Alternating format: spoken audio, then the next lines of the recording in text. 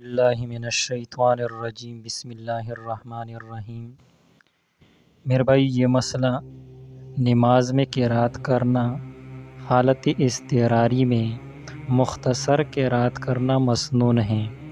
جیسے کوئی دشمن وغیرہ کا خوف ہو یا کہیں سفر وغیرہ میں چلنے کی جلدی ہو یا گاڑی چھوٹنے کا اندیشہ ہو تو سنت یہ ہے کہ الحمدو کے ساتھ حسب حال جو سی صورت چاہے پڑھ لیں، یا قرآن میں سے کم از کم 3 چھوٹی آیتوں کی بقدر پڑھ لیں۔